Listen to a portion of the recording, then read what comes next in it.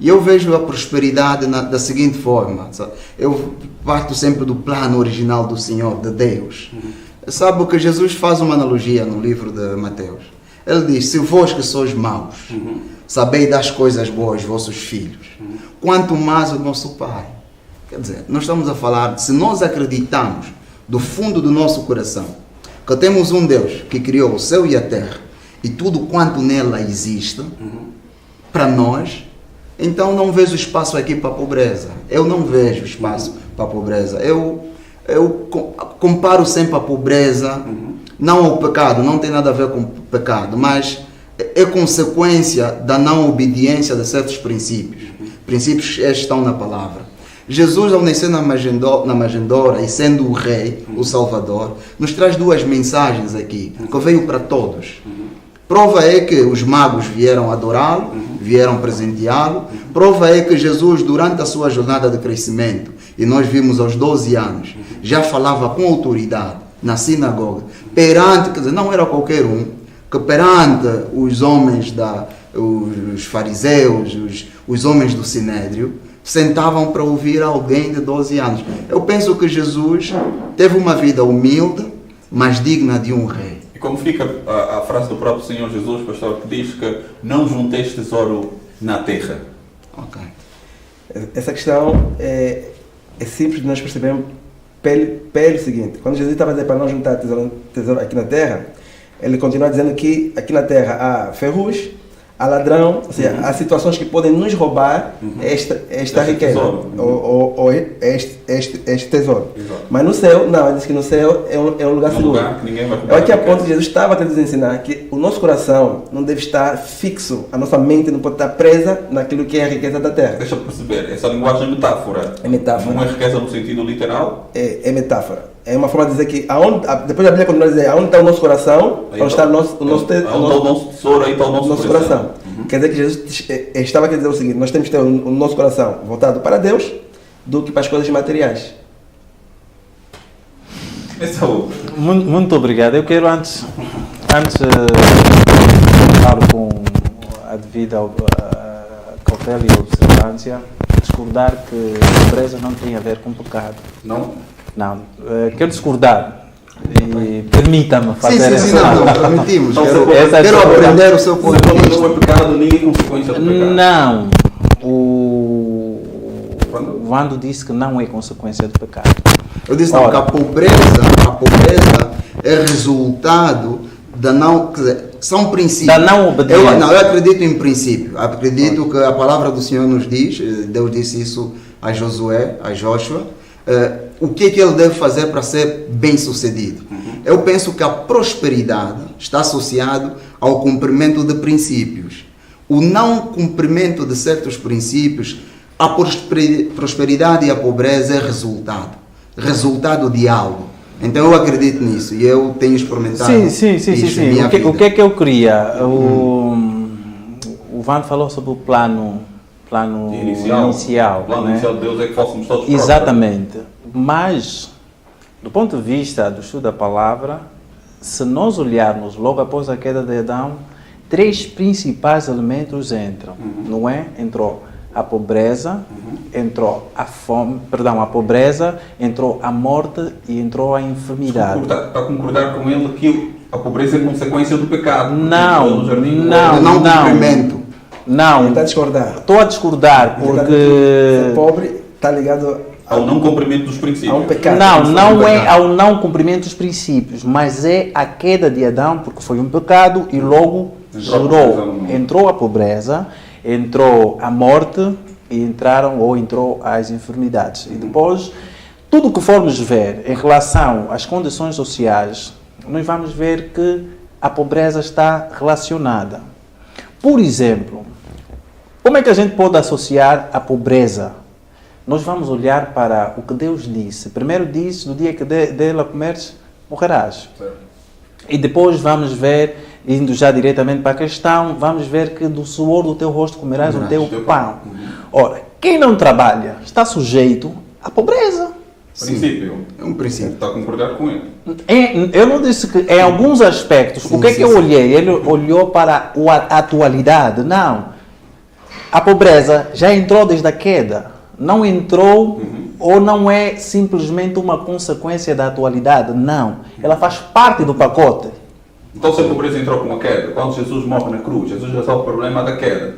Então automaticamente, Exatamente. ao sermos cristãos, Aí esse está problema o da pobreza segredo. já está resolvida. Aí está o segredo. Não está resolvida do ponto de vista material, mas do ponto de vista espiritual.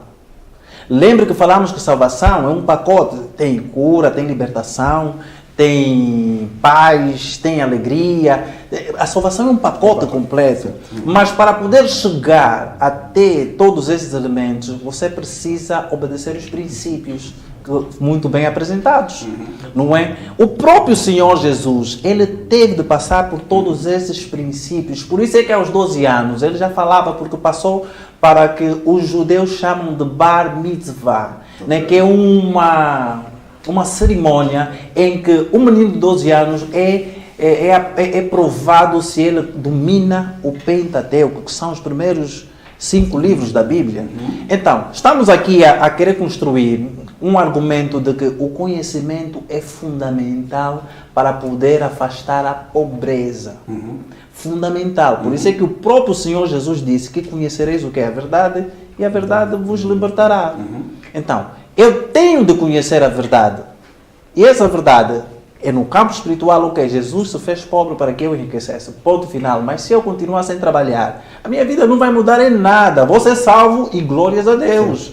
Mas para poder chegar ao campo do materialismo, eu tenho de estudar, tenho de trabalhar, acumular riqueza de forma justa. Há aqui um tema que eu queria que nos focássemos um bocadinho, porque há muitos anos atrás, sobretudo as igrejas mais conservadoras, não pregavam diretamente, mas ensinavam que o mais fundamental é ir ao céu.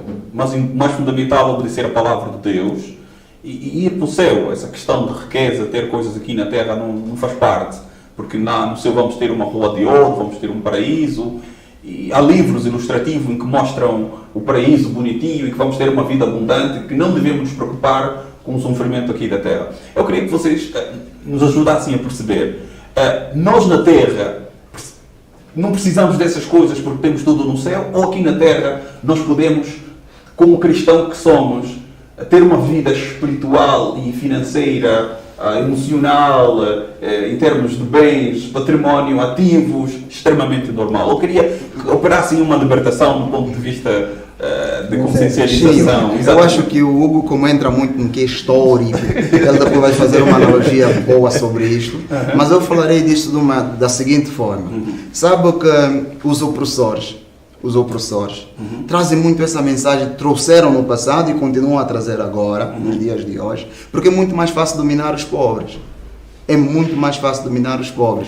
Essa mensagem de pobreza era levada no intuito de dominar, tanto no passado, tanto no presente.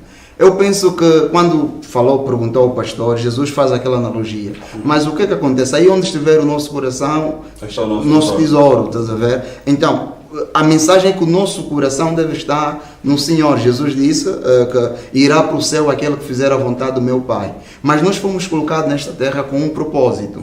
Né? Jesus veio trazer uma mensagem do reino. Quando me pergunta essa questão de que sempre fomos ensinados, então nós temos que agora analisar à luz da palavra. Os ensinos estão corretos ou não? Sim, exatamente, à luz da palavra. O porquê daquele ensinamento.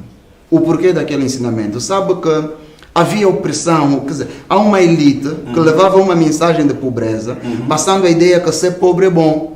Com maior facilidade, sendo pobre, irás alcançar o céu.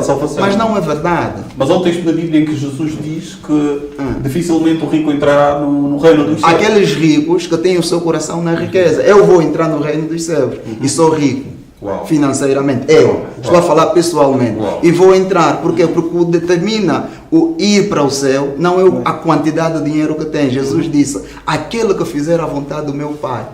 Qual é a vontade do Pai? Amar a Deus sobre todas as coisas, amar o teu próximo como a ti mesmo. Fazendo essas duas coisas, estás a cumprir os 10 mandamentos. Porque quem ama a Deus não rouba, não mata, não faz aquilo que mais, se calhar, não queremos utilizar. Aquele rico que não aceitou, quando Jesus disse, vai ver tudo que tem entregue aos pobres. Jesus disse uma vez que dificilmente os ricos entrarão no reino do céu. Primeiro Jesus disse, segundo Jesus apresenta um quadro em que aparece um rico que não consegue largar a riqueza. Daí que eu vou concordar com a explanação do Vando, porque há um erro na Bíblia, ou seja, há um erro das pessoas que ensinam Não a há um Bíblia. erro na Bíblia. Não, há um erro das pessoas que ensinam a Bíblia quando querem ensinar textos isolados, sem ver o contexto daquele texto. E eu acho que muitas dos nossos ensinamentos antigamente de que ser pobre está perto da salvação, se calhar foi muito nestes textos interpretado de forma isoladas. Quando Jesus disse isso, a segunda vez alguém chegou e disse assim: Senhor, o que é que eu faço para entrar no reino do céu? Jesus falou: faz isso, faz isso. Ele se achou merecedor e disse assim: eu faço tudo isso.